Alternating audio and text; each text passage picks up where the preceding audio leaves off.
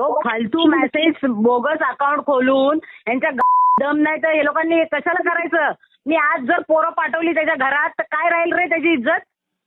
मला काय माहितीच नाही मीना आंटी. मी 5 दिवस झाले ऍडमिट होतो. दुसऱ्या दिवशी आलो, ऑर्डरला गेलो. मलाच बरं नाही माहिती का, मी कामावरती पण जात नाही. मी आता थोडं बाहेर अरे आलो तू ऑर्डर. पण आता येत नाही. ऐक ना, तू पण येत नाही, हे लोक पण येत नाही. तर मी हेच बोलली की ह्यांच्या बायका पळून नेले का माझ्या नवऱ्याने, ते ह्यांना एवढं सॅड झाले सगळे लोक. नाही ना मीना आंटी, मला खरंच नाही बरं नाही वाटत आहे माहिती का. मी आता पण आज ऑर्डरला आलोय आणि थोडं बेलापूरला काम होतं म्हणून इथं नवी मुंबईला आलोय. त्याच्या आईला ऐक ना, त्याच्या आईला फोन कर, त्याच्या बहिणीला फोन कर. मी आता उद्यापासून असं चालू करेल की बायका घरात पाठवून मारायला लावेल मी त्याला. काय मी काय असेल बोलून घेतो मीना आंटी. काय ते पेका करून काय असेल ते फालतूगिरी आहे बघ ना.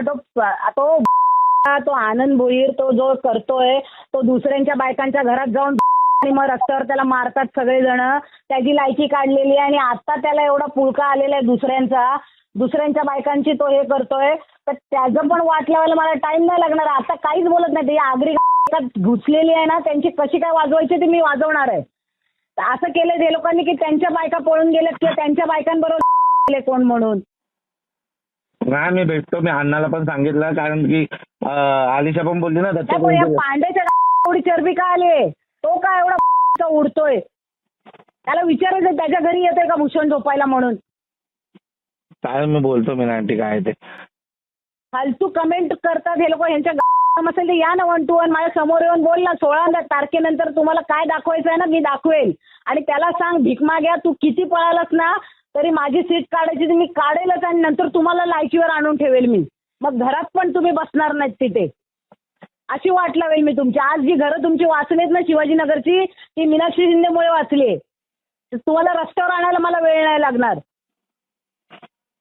बोलतो मीना त्याच्या आंटी. बहिणीला पण सांग, त्याच्या बहिणीला पण सांग, त्याच्या आईला पण सांग.